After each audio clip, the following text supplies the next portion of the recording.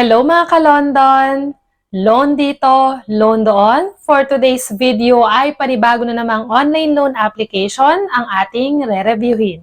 Tara, samahan niyo akong alamin kung ito na ba ang magiging solusyon sa pera problema natin.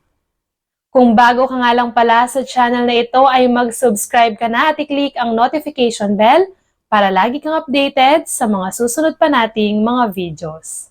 Araw-araw tayong naghahanap at nangangailangan ng pera, kaya naman araw-araw din tayong naghahanap ng online loan application na re-reviewin at baka ito na nga kasi ang makatulong sa oras ng pangangailangan natin.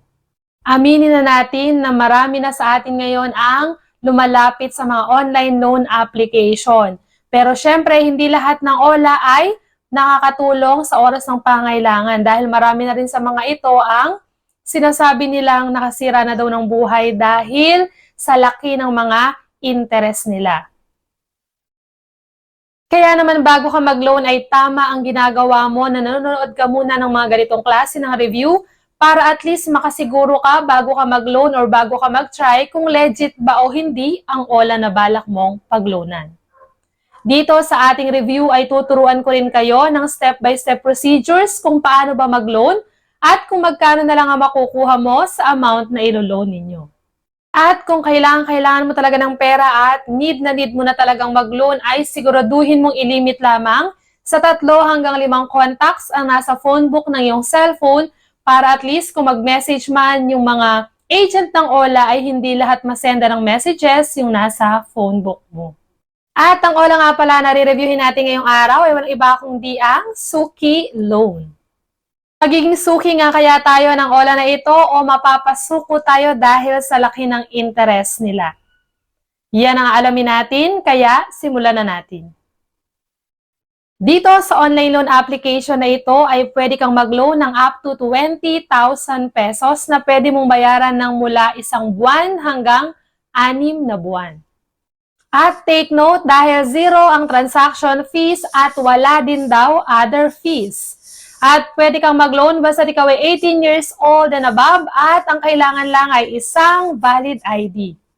At itong online loan application na ito ay bago lang sa akin at madalas ko itong nakikita na lumalabas sa mga ads. Pero syempre, bago nyo i-download ito ay siguraduhin munang panoorin ng video hanggang dulo para makasigurado ka kung ito ba talaga ay legit o hindi.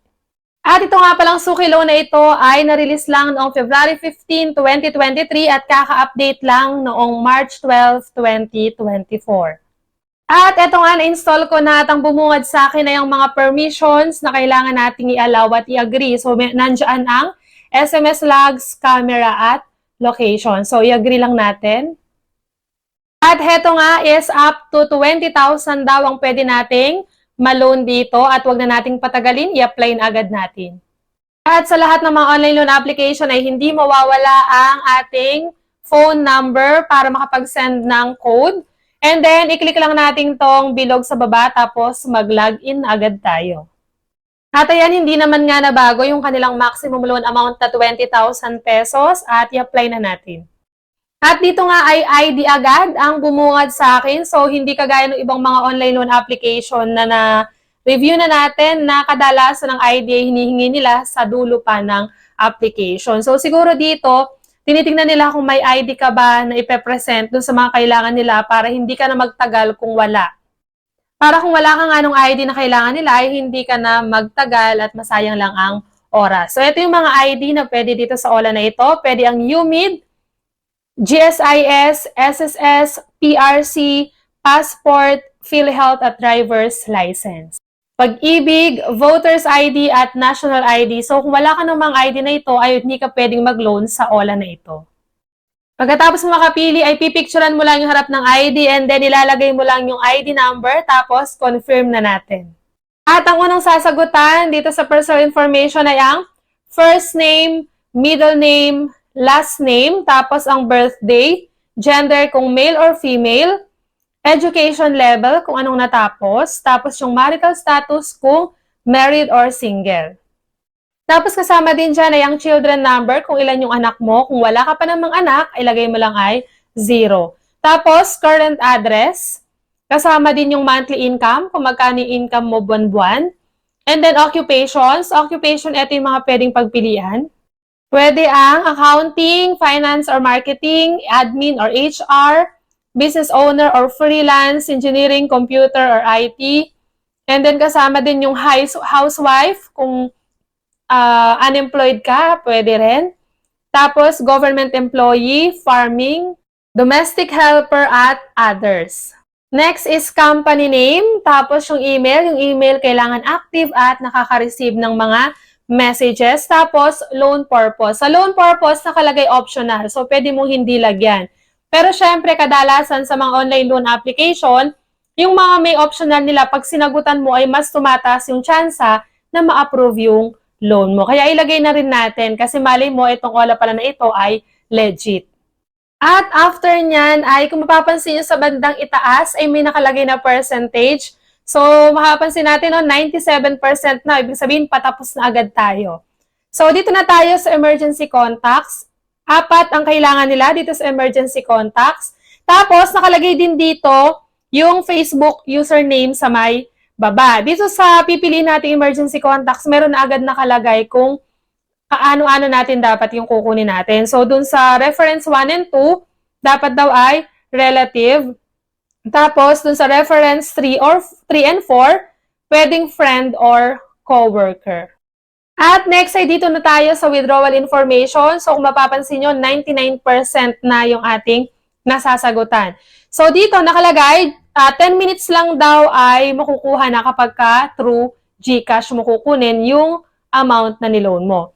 So, may dalawang pagpipilian, pwedeng online transfer at cash pick-up. Pag online transfer, pwede dito ang GCash, PayMaya, GrabPay. So, pwede rin namang bank transfer.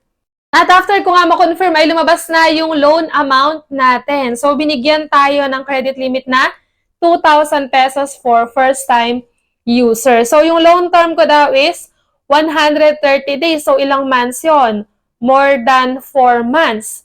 So, tingnan nga natin kung totoo ba talaga na 4 months ko pwedeng bayaran yung 2,000 na niloan ko at kung buo ko ba na makukuha. So, nakalagay dito, yung repayment amount ko daw is 2,140 pesos. So, check natin. At ang first schedule is 7 days lang pala. So, 7 days lang pala is babayaran na natin yung 2,140 pesos. So, fake news yung 4 months natin babayaran. So, hinati lang sa dalawang pagbabayad. Sa una, 2,140, tapos yung pangalawa is 40 pesos na lang. So, tingnan natin kung buo nating makukuha. Kasi kung buo nating makukuha yung 2,000, mababa lang yung interest niya. Kasi aabutin lang siya ng 180 pesos. At ang sagot kung buo ko bang matatanggap ay eto na nga. So, hindi po. So, fake news po na buo nating matatanggap dahil nakalagay dito sa loan details natin, mababa yung interest niya kung tutuusin kasi sabi dito, first interest 140 and second interest is 40. Ito yung idinadagdag dun sa ibabayad mo sa first payment tsaka sa second payment. Ang problema, meron pa silang overdue penalty na 100 pesos, overdue interest na 60 pesos per day na hindi ka nakakapagbayad. At ang makukuha lang natin na amount is 1,320 pesos. So, tingnan natin kung saan mapupunta yung iba na ibinawas dun sa 2,000 pesos. At dito nga mapupunta yung ikakaltas sa ating niloan na 2,000 pesos. Service fee is 400 pesos.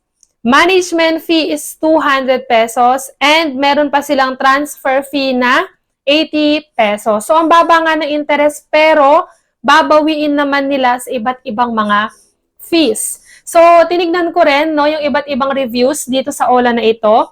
May mga positive at syempre meron ding mga negative. Sabi nung isa, no hassle application, easy to fill up, just waiting for approval now, hoping for fast disbursement. 2, sabi naman ng isa, easy application and fair interest rate, longer repayment period. Pero meron din namang mga negative, sabi, after repayment, reloan was disapproved. Making payment before due date to make sure your good credit with them is good but they decline your application. They ask for documents but no information what documents they want. So, dun na nga po natatapos yung review natin dito sa OLA na ito.